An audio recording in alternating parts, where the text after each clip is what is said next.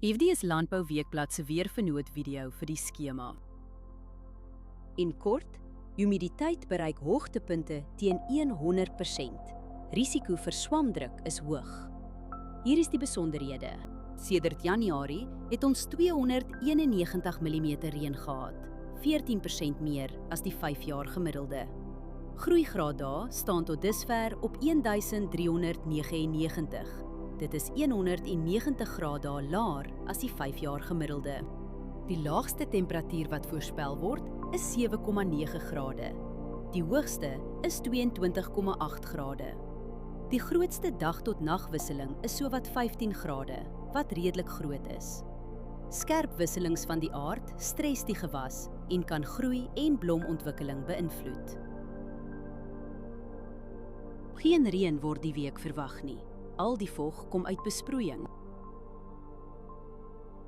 Die hele week is stil, geen noemenswaardige wind daar nie. Wind bly deurgaans onder 15 km/h. Let op windrigting, windvlae, temperatuur, humiditeit en delta T voor jy spuit. Verdampen is die hele week onder 3 mm. Oorbesproeiing in die soort toestande hou risiko in vir wortelsiektes. Humiditeit is meestal hoog en blaarnatheid gaan Saterdag matig wees. Dus is die kans vir swamdruk sterk. Onder die toestande kan swaminfeksies vinnig versprei op vatbare blokke.